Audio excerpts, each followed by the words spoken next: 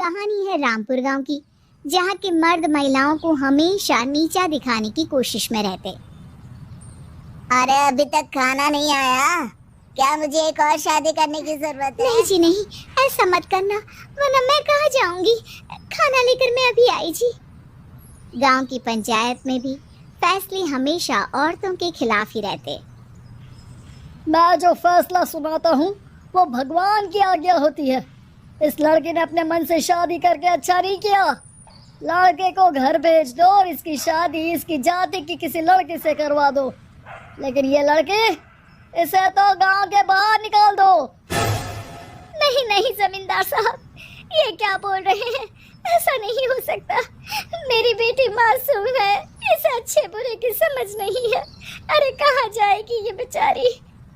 कहाँ जाएगी? इतनी चिंता है तो पूरे परिवार का गांव निकाला कर देते हैं। बेचारे पूरे बसे बसाए परिवार को गांव छोड़ना पड़ता है। चाहे जो हो, अगर बेटियों को कंट्रोल नहीं कर सकते तो गांव में रहने का कोई मतलब नहीं है। यहाँ औरतों को दब कर रहना होगा। कोई भी अपने हिसाब से कुछ नहीं कर सकता, सब ईश्वर की मर्जी से ही होगा। तभी गांव का एक आदमी दौड़ा दौड़ा आता है। सरपंच साहब, जमींदार साहब, वो कालिया है ना, उसकी बेटी पढ़ने के लिए शहर जा रही है। अच्छा, ये कब हो गया? और कालिया की हिम्मत कैसे हो गई ऐसा करने की? लेकर आओ उसे और उसकी बेटी को। बस हाजिर हो जाते हैं कालिया और उसकी बेटी सरपंच के सामने। और कालिया, ये क्या सुनने में आ रहा है? बेटी को इंजीनियर बना रहा है तू? और ये बता, गांव में तो स्कूल नहीं है, फिर कहां से इतनी क्लास पास कर गई तेरी बेटी?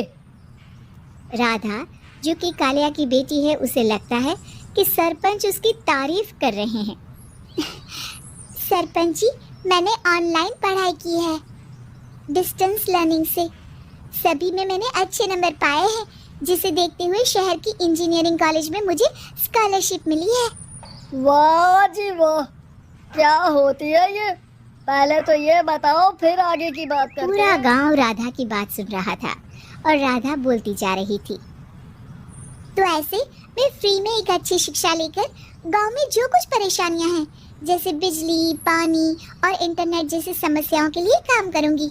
मैं गांव को शहर से जोड़ने के लिए पुल का निर्माण करवाने का प्रस्ताव रखूंगी। मुझे पूरी उम्मीद है कि जल्द ही हमारा गांव भी तरक्की की राह पर चल पड़ेगा। राधा की बात सुनकर सारे गांव वाले ताली बजाने लगे। सरपंच को समझ नहीं आता कि वो क्या करे। चुप रह नादान लड़की।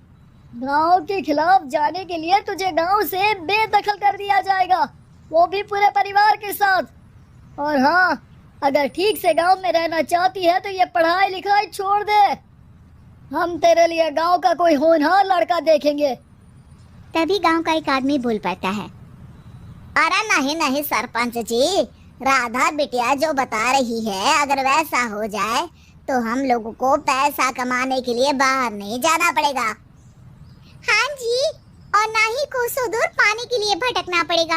हमारे बच्चे भी अच्छी पढ़ाई कर सकेंगे और आगे बढ़ेंगे, ना कि हमारी तरह खेती करते बैठेंगे। क्यों गांव वालों, राधा बिटिया का साथ देना चाहिए ना? सरपंच देखता है कि गांव राधा के साथ है तो वो चुप हो जाता है। वो घर आता है, जो बहुत ही चालाक किस्म का इंसान होता है। अरे सरपंच साहब, आपको बहुत ही होशियारी से काम लेना पड़ेगा। एक बार गांव तरक्की कर गया, यहाँ के बालक पढ़ लिए तो कोई ना पूछेगा आपको। और फिर ये जो बेटा और बेटी है ना आपके, इनको भी आम लोगों की तरह ही जीवन जीना होगा। हाँ, लेकिन करे तो क्या करे? वो ना आप मुझ पर छोड़ दीजिए, बस मैं जैसा बोलूं करते जाइए। अगले रोज सुबह जब गांव वाले सोकर उठते हैं तो राधा के घर के बाहर और साथ ही वो लोग जिन्होंने राधा का सपोर्ट किया था, उनके घर के आगे लाल रंग से कल आऊंगी लिखा होता है। कल आऊंगी? ये क्या होता है? अरे ये तो खून से लिखा है, लगता है कोई भूत प्रेत या चुड़ैल का साया है। चलो सरपंच जी के पास। सभी सरपंच के पास जाकर उसे सारी बात बताते हैं। और ये तो बड़ी मुश्किल की बात है। चलो मैं एक बाबा को जानता हूँ, उन्हें बुला लेता हूँ। सरपंच बाबा को लेकर गांव के घर के बाहर जाता है। ओहो, तो ये वो चुड़ैल है जो उन लोगों को निशाना बनाते हैं जो गांव को बदलने का सपना देखते हैं। वो गांव को ऐसे ही संपन्न देखना चाहती है। वो नहीं चाहती कि कोई बाहरी यहाँ का कायाकल्प करे। क्या तुम लोगों में से किसी ने गांव को बदलने की सोच रखी है? तभी राधा की माँ रोते रोते आती है। मेरी राधा घर से गायब हो गई है। अरे कोई तो बचाओ, मेरी बच्ची कहाँ गई?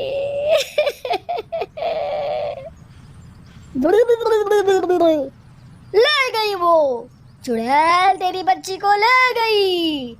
अब वो उसे श्रापित करके छोड़ेगी, उस पर चुड़ैल का साया हो जाएगा।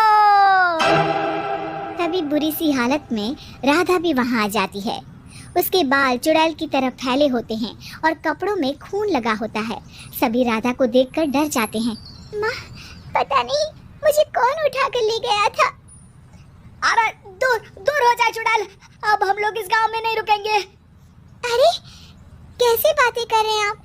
कल तो आप मेरे भरोसे गांव का हुलिया बदलने, अपने बच्चों को पढ़ाने और तरक्की उन्नति की बात कर रहे थे, तो आज क्या हो गया आपको? ये फिर तुम लोगों को बहकाएगी। ये चुड़ैल गांव में आ चुकी है, ऐसे ही ये तुम्हारे घर के बच्चों को भी ले जाएगी। गांव वाले राधा को गांव से बाहर निकाल देते हैं। उसके माँ बाप रोते रहते हैं, लेकिन गांव वाले नहीं मानते।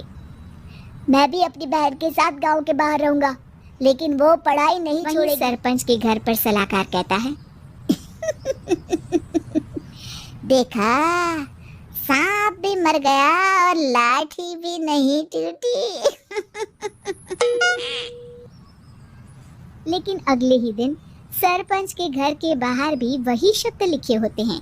और फिर सरपंच की बीवी कहती है, हमारी बेटी को किसी ने अगवा कर लिया है। तभी राधा का भाई वहां आ जाता है। अरे गांव वालों, मैंने सरपंच जी की बेटी को देखा था। वो चुड़ैल उसे उठाकर ले जा रही थी। अरे क्या मजाक कर रहे हो? नहीं नहीं सरपंच जी, आप नहीं जानते। वो चुड़ैल अब आपकी बेटी में आ जाएगी, जैसे राधा के अंदर आ गई थी। तभी सरपंच की बेटी वैसी ही हालत में वहां आती है जैसे राधा आई थी। पापा, पता नहीं कैसे मैं गायब हो गई थी। चुड़ैल, इसके अंदर भी चुड़ैल का साया है, मारो इसे। अरे नहीं नहीं, इसे भी राधा के पास गांव के बाहर ही भेज दो। अरे चुप रहो, मेरी बेटी कहीं नहीं जाएगी और चुड़ैल बुड़ैल कुछ नहीं होता है। अरे कैसे बात कर रहे हो सरपंच जी? आप तो बोल रहे थे कि आपका फैसला भगवान का ज्ञान होता है, तो अपने पर बात आई तो अब आप ऐसे बोल रहे हैं। अरे ना ना ना, आपको अपनी बेटी को त्यागना ही होगा। अरे बुलाओ बाबा। राधा का भाई बाबा को ले आता है, जिसे अब गांव वालों के डर के कारण सच बोलना पड़ता है। मैं कोई बाबा नहीं हूँ, मैं तो मोची था। ये सलाहकार महोदय ने मुझे कहा था एक्टिंग करने को। वो मुझे पैसे देने वाले हैं। अब मुझे माफ कर दो।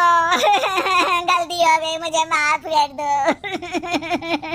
तभी वहां राधा आ जाती है।